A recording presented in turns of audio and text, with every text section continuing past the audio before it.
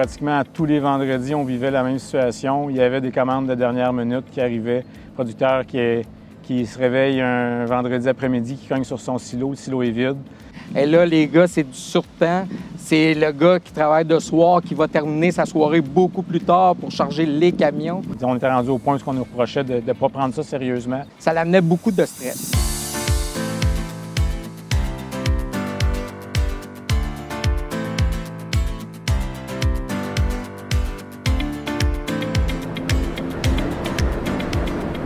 Nous, ici, on fait l'alimentation animale, ce qui veut dire qu'on fait des sacs et des vracs.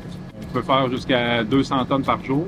On les commande de dernière minute, ça, c'était très problématique, là, parce que ça pouvait causer des arrêts de production parce que des fois, tu fais du médicament, puis là, il fallait que tu changes ta manière de produire parce qu'il faut que tu fasses des floches.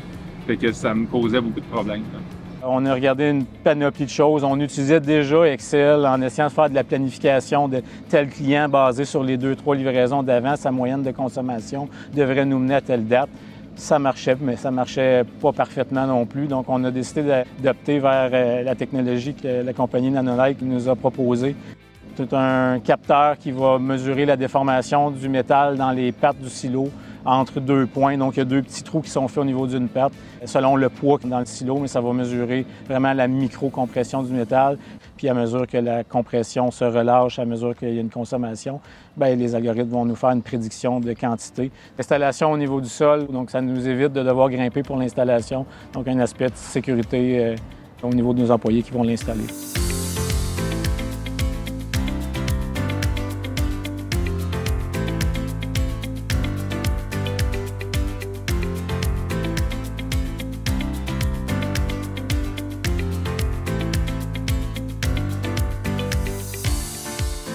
On a des sondes sur les 2 silos de supplément pour les 2 troupeaux.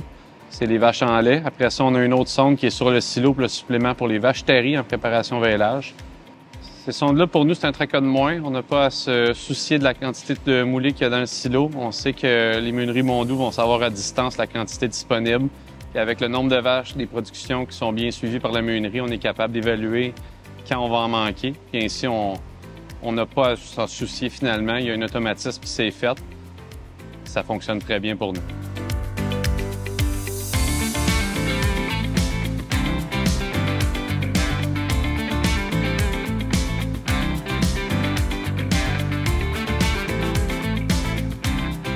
Depuis que les sondes sont installées, ça me permet d'avoir une prévision plus facile puis d'avoir un processus qui va se planifier plus rapidement.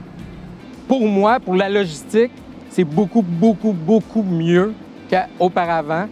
Aujourd'hui, je peux me connecter, je peux aller voir les silos. Dans l'application, ce qui est génial, c'est que je suis capable de déterminer la run de mes chauffeurs. Les gars de la meunerie peuvent maintenant avoir moins de pression, ils peuvent suivre leur feuille de production sans interruption, sans modification intense.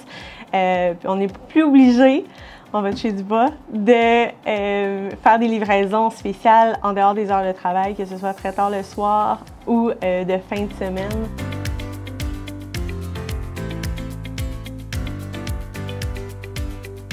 Notre objectif, c'est vraiment de diminuer le nombre de kilomètres parcourus par tonne livrée.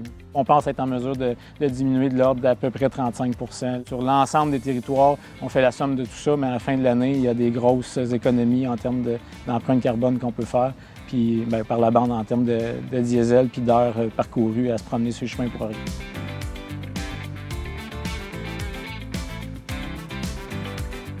On a décidé, nous, d'assumer à 100 % les frais de ce projet-là.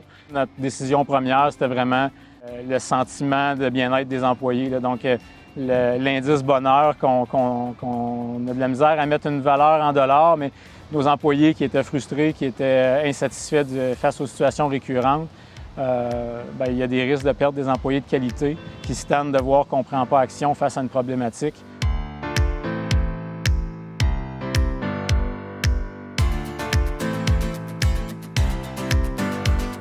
La main-d'œuvre est rare, il faut en prendre soin.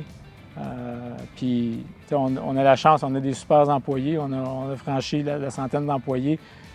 chacun a un rôle hyper important chez nous. De recommencer à zéro avec quelqu'un d'autre, un, ça ne nous tente pas parce qu'on aime travailler avec les gens avec qui on travaille, mais deux, en plus, il y a d'autres frais associés à ça. Fait que je pense que c'est prendre conscience de ça. Peu importe la taille de l'entreprise, c'est la plus grande richesse qu'on peut avoir. On aura beau mettre toute l'automatisation qu'on voudra.